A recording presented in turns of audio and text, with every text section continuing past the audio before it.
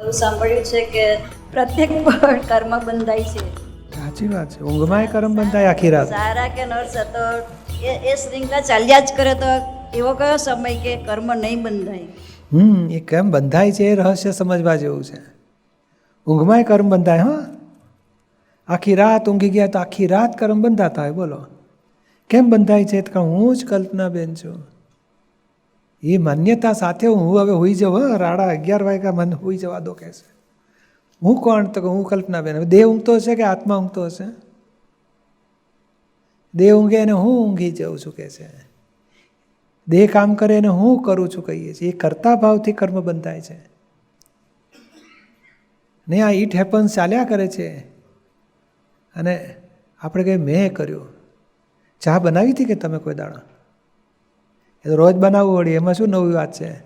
તમે જાતે બનાવી શકો ચા? તમે એકલા બનાવી શકો ચા? કોઈની હેલ્પ વગર બનાવી શકો ખરા? હા, એને હું જ બનાવીને આપું. એને તો આવડતી જ નથી. એ તો કેટલા બેડ ટી પીએ સવારના ઉઠીને કે છે લેવો. પણ ચાની પત્તી ના હોય તો બને ખરી? પાણી ના હોય તો? દૂધ ના હોય તો? ખાંડ ના હોય તો? તપેલું ના, સાણસી, ચૂલો, લાઇટર કેટલું જોઈએ છે? ટાઈમે ફેક્ટર જોઈએ ને. અત્યારે બનાવો ને ચા તો કે રસોડું જોઈએ. કાળ, ક્ષેત્ર, સંજોગો, નિમિત્તો કેટલી વસ્તુ જરૂર પડે કે ના પડે? અને આ શરીરના સ્પેરપાર્ટ બધા ડાયા હોવા જોઈએ ને.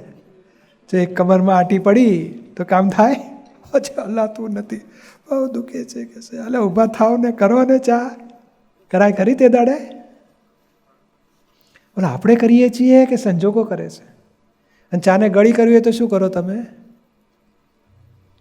મશીન ફોન કરો એટલે ખાંડ નાખો. ખાંડ ગળી કરે છે કે તમે કરો છો? બોલો આપણે માનીએ છીએ કે હું કરું છું. ખરેખર તમે શું કરો છો? આ કેટલા બધા સંજોગો ભેગા મળે ત્યારે કાર્ય થાય છે. થાય છે ને ત્યારે. અને આ થઈ રહ્યું છે એને આપણે કહીએ છીએ મેં કર્યું.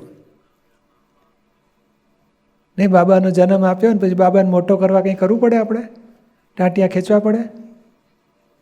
અને બોલો પાણી જેવું દૂધ પીતો જાય ને હાડકાં, દાંત ને વાળ ને નખ. બાબુ મોટો થાય ને, મેં બાબાને જન્મ આપ્યો, મેં બાબાને મોટો કર્યો, મેં ઉછેરી પેટે પાટા બાંધીને ઉછેર્યો. તો હું કરું છું હોય કે નહીં? થાય ખરું માણસને?